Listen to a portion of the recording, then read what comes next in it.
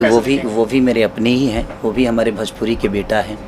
तो सब लोग के चले, मैं देखिए मैं किसी को चैलेंज में नहीं रखता। सच पूछिए तो मैं किससे लड़ूं? अपनों से लड़ना मुझे नहीं आता और मैं कभी अपनों से लड़ा नहीं। हाँ, जहाँ कहीं बात विवाद हो जाती है तो बात अगर पिता एक पुत्र को बोलता है, चाहे पुत्र अगर पिता को बोलता है, तो बातें तो वहाँ भी हो जाती है, वहाँ भी थोड़ी सी अनबन होती है। क्योंकि सवाल जब आते हैं तो जवाब तो आदमी देगा ही, चाहे वो कोई भी हो, चाहे वो पिता हो या पुत्र हो या पुत्र हो या पिता हो।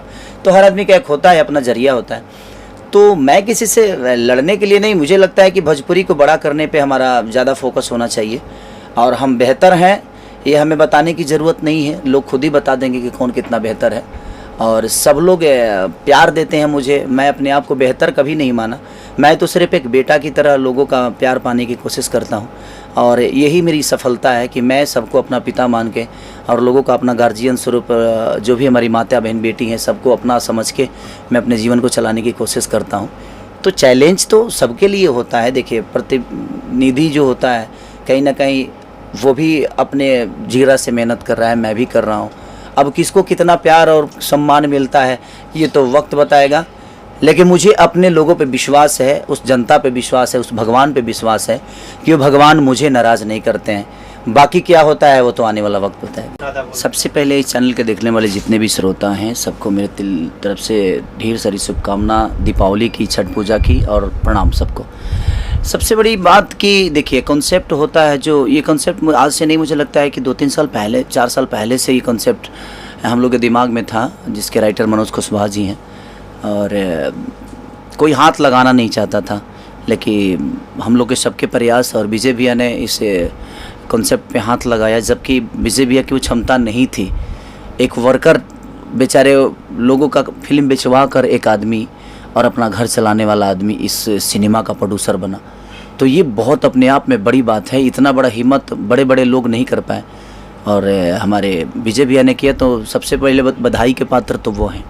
उसमें सबका सपोर्ट रहा, चाहे वो मैं हूँ या मेघा जी हों या पराग पाटिल हों, प्रिंस जी हों, या उस सिनेमा से जितने जुड़े हुए आर्टिस्ट से लेकर लोकेशन तक, गोरखपुर का लोकेशन है वो, और लेके आपको किसी को नहीं लगेगा जो गोरखपुर है, क्योंकि डिफरेंट शॉर्ट डिवीज़न जो पराग जी ने किया है वो काबिलिए तारीफ़ है। और जहाँ तक ट्रेलर, मुझे भी मेरा डोली सजा के रखना का ट्रेलर इस साल में बहुत ज़्यादा, मुझे लगता है कि इधर 2-3 साल में ट्रेलर का रेशियो किसी का ऐसा नहीं रहा। मेरे ही फिल्मों का, कई सारी फिल्मों का नहीं रहा, लेकिन डोली सजा के रखना का भी बहुत, एक 1 डे शायद 35 लाख लोगों ने देखा था उसको, और ये अभी 1 डे हुआ नहीं है, कल होगा। और अभी तक मुझे लगता है कि 34 से 35 लाख लोग देख चुके हैं और लोगों का प्यार हर दिन बढ़ ही रहा है, इस पर हर घंटे बढ़ रहा है। तो जब एक डिफरेंट फिल्म आदमी बनाता है तो एक रिस्क कवर भी होता है कि पता नहीं लोग देख पाएंगे नहीं देख पाएंगे। लेकिन मैं विजय भैया से बोला और विजय भैया ने एक बात बोली, क्योंकि वो फिल्मी कीड़ा है, तो बोले कि भाई करते हैं कुछ डिफरेंट, हो सकता है इससे कुछ भोजपुरी का भला हो जाए, भोजपुरी के थिएटर में लोग आना शुरू कर दें। तो हमने कोशिश की है और डिफरेंट कहानी और आस्था में, मुझे लगता है कि यूपी बिहार से ज़्यादा आस्था किसी प्रदेश में नहीं होती है, तो और किसी देश में नहीं होती है, क्योंकि हमारे यहाँ हर रिश्ते का एक पर्व है, त्यौहार है, हम रिश्तों को त्यौहार से जोड़ देते हैं। तो मुझे लगा कि नहीं, ये त्यौहार हमारे भोजपुरी के लिए तो बहुत बड़ा त्यौहार होता है हमारे लिए, छठ पूजा। और छठ पूजा में जिनकी जिनकी आस्था नहीं है उनको जगाने के लिए कि छठ माँ का महिमा, सूर्यदेव का महिमा क्या होता है, पता सबको है, लेकिन हम सिनेमा के माध्यम से जो नहीं जानते हैं उनको भी बताना चाहते हैं। क्योंकि आजकल की जनरेशन जो है अपने गांव से बहुत दूर रहती है और उसको छठ की महिमा तक पता नहीं होता। तो हमने कोशिश की है कि अपने संस्कार को, अपने पर्व को, अपने त्यौहार को अपने सिनेमा के माध्यम से उन तक पहुंचाया जाए और लोगों का जागरूकता इस मुहिम से हो। तो एक मुहिम की तहत है ये, बोल रहा था बोल।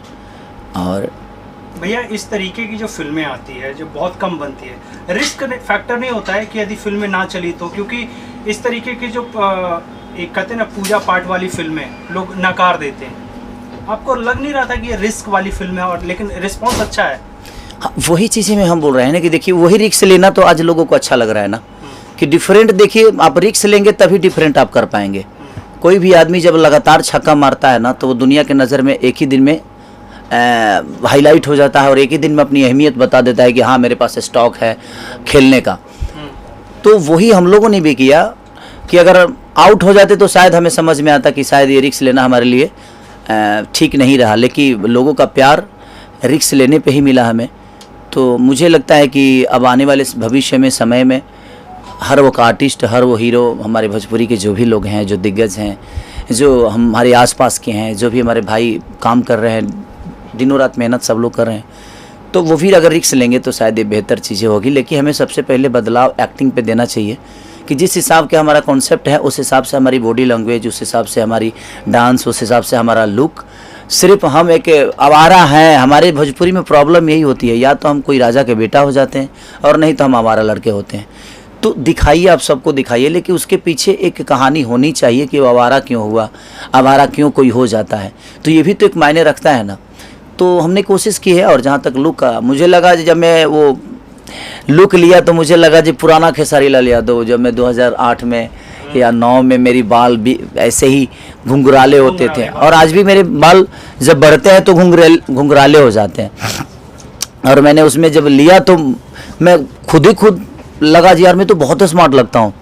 होता है ना खुद को, यार मैं तो स्मार्ट हूँ यार, क्योंकि मुझे कभी लगा नहीं कि मैं स्मार्ट हूँ, और मैं दुनिया के नज़र में स्मार्ट हूँ, ये मेरे लिए मायने रखता है। मैं अपने नज़र में स्मार्ट बनना नहीं चाहता, मैं चाहता हूँ कि दुनिया मुझे स्मार्ट बोले हर मायने में, चाहे वो डांस हो, चाहे वो गायकी हो, या मेरा फाइट हो, या मेरा बॉडी हो, या मेरा काम करने का तरीका, इमोशन हो, कॉमेडी हो, जो भी हो, लोग मुझे एक्सीलेंट बोले और सुंदर बोले उस मामले में, तो मैं उस पर ज़्यादा विश्वास करता हूँ। इसीलिए आदमी हर चीज़ पे मेहनत करता है। जैसे पोस्टर में लिखा था, नास्तिक से एक आस्तिक बनने की अनोखी प्रेम कहानी, और बकरी से आप प्रेम कर बैठे, इस बार कुछ अलग नहीं हुआ? हाँ, वो जब आप फिल्म देखेंगे तो पता आप सबको चलेगा जो उस बकरी की कितनी अहमियत है इस सिनेमा में। तो मैं अभी तो कुछ खोल नहीं सकता। तो मेरे तरफ से हर आदमी बधाई के पात्र हैं, जितने भी उसमें करेक्टर, चाहे वो बीना पांडे जी हों, अवधेश जी हैं, क्या बोलते हैं, सुबोध जी हों, तो कहीं ना कहीं सबका एक, हमारे मास्टर जी महेश आचार्य जी, हर आदमी ने अपना 110%। इनकेस विनोद भैया ने इतना बेहतर काम किया मेरे फादर के रोल में, जिस तरह डोली से जाकर रखना में हमारा और उनकी केमिस्ट्री आप लोग देखे थे, मुझे लगता कि उससे भी बेहतर केमिस्ट्री हमारी और उनकी बोल रहा था बोल में है, और मज़ा आता है उनके साथ काम करके भी मुझे। तो हमारे भोजपुरी के सारे लोग बहुत अच्छे एक्टर हैं। अब उनके साथ काम करने पे एक चैलेंज भी हो जाता है, क्योंकि वो लोग सीनियर हैं हमारे, तो सीनियर के साथ काम करने में एक चीज़ें तो हमेशा आपको डाउट होती है कि भाई आदमी कहीं से कहीं खेल जाएगा, हमें क्या करना होगा। तो मज़ा भी आता है और उन लोगों से कुछ सीखने को मिलता है, और आदमी दे भाई सीख रहा है। लोग कह रहे हैं, विजय भैया ने, इस फिल्म के जो प्रोड्यूसर हैं, वो कह रहे हैं कि इस फिल्म को छठ पूजा के मौके पर बिहार में रिलीज़ किया जाएगा। क्या कहते हैं आप इसको लेकर? क्योंकि छठ का बहुत महिमा है उस सिनेमा पे, और छठी मैया का एक आशीर्वाद है हम लोग, और छठ पे रिलीज़ हो रही है इसीलिए क्योंकि हमारे यहाँ कहीं ना कहीं छठ महान पर्व माना जाता है, इसीलिए बिहार में छठ पे रिलीज़ हो रही है। और छठ से जुड़ा हुआ वो पूरा सिनेमा है, तो लोगों को अच्छा लगेगा। एक नास्तिक से आस्तिक बनने वाला आदमी कैसे छठ की महिमा को अपना लेता है, और उसके जीवन में छठ सबसे बड़ा हो जाता है। किस तरीके से देखते हैं? सुपरस्टार और भी आ रहे हैं, क्योंकि विजय भैया ने कहा है कि भाई जिसमें जिस पे जिक्र होगा वो सिनेमा घर में टंगेगा। तो क्या लगता है, आपकी फिल्म चैलेंज देगी बॉक्स ऑफिस पर? क्योंकि रिस्पांस मैं जब थिएटर पे कवर करता हूँ तो वहाँ पे खेसाड़ी नाम का लोग टैगो बनाते हैं, कहते हैं कि भाई फिल्म चाहिए तो खेसाड़ी की, लेकिन कुछ और लोग हैं इस लाइन में कि छठ पूजा में वो भी आ रहे हैं। देखिए, खेसारी लाल यादव वो भी मेरे अपने ही हैं, वो भी हमारे भोजपुरी के बेटा हैं। तो सब लोग के चले, मैं किसी को चैलेंज में नहीं रखता। सच पूछिए तो मैं किससे लड़ूं? अपनों से लड़ना मुझे नहीं आता, और मैं कभी अपनों से लड़ा नहीं। हाँ, जहाँ कहीं बात विवाद हो जाती है तो बात अगर पिता एक पुत्र को बोलता है, चाहे पुत्र अगर पिता को बोलता है, तो बातें तो वहाँ भी हो जाती है, वहाँ भी थोड़ी सी अनबन होती है, क्योंकि सवाल जब आते हैं तो जवाब तो आदमी देगा ही, चाहे वो कोई भी हो, चाहे वो पिता हो या पुत्र हो, या पुत्र हो या पिता हो। तो हर आदमी का एक होता है, अपना जरिया होता है।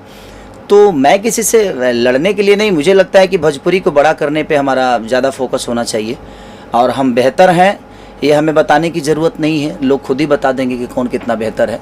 और सब लोग प्यार देते हैं मुझे। मैं अपने आप को बेहतर कभी नहीं माना, मैं तो सिर्फ एक बेटा की तरह लोगों का प्यार पाने की कोशिश करता हूँ। और यही मेरी सफलता है कि मैं सबको अपना पिता मान के और लोगों का अपना गार्जियन स्वरूप, जो भी हमारी माता बहन बेटी हैं, सबको अपना समझ के मैं अपने जीवन को चलाने की कोशिश करता हूँ।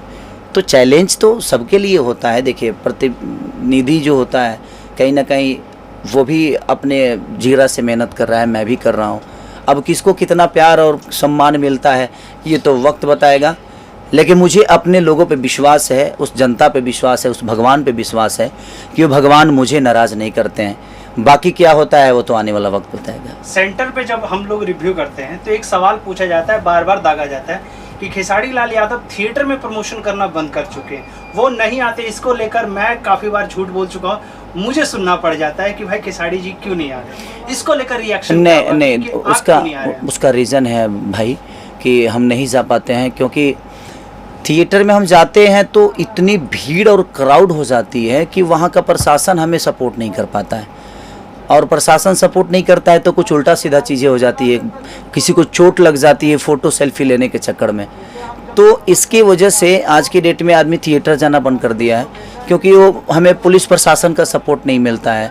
अब प्रशासन हमारे लिए 1.5 घंटा तो बैठेगा नहीं, हमारे सिनेमा के लिए तो आएंगे नहीं। भाई बिहार की प्रशासन है तो उसका अपना भी तो काम है, तो उसमें भी हम दबाव नहीं दे सकते हैं। लेकिन जिस दिन बिहार सरकार सिनेमा को लेकर, इंटरटेन को लेकर सक्रिय होगी, तो मुझे लगता है कि हम बहुत जल्दी सबसे मिलने की फिर से कोशिश करेंगे, और फिर से जाकर और लोगों का प्यार और नज़दीक से जाकर उनके बीच में सिनेमा देखकर हम अपना सिनेमा का एंजॉय करेंगे।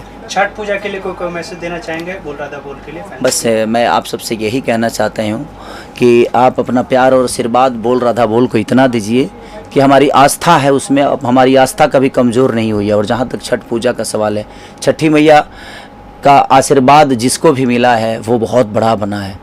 तो बस छठी मैया की गुणगान से एक नास्तिक से आस्तिक बना है कैसे, छठ के महिमा की वजह से। आप ज़रूर देखिए, तब समझ में आएगा कि हमारी छठ की महिमा क्या है। तो प्लीज़ आप अपना प्यार और आशीर्वाद बोल राधा बोल को जरूर छठ पूजा कहाँ लग रही है? अब तो हम डिस्ट्रीब्यूटर, हमारी शायद निशांत जी डिस्ट्रीब्यूटर हैं इसके, तो निशांत भाई से हम पूछ के अपने इंस्टाग्राम पे शेयर कर देंगे। आप लोग देख लीजिएगा कि हमारी सिनेमा कहाँ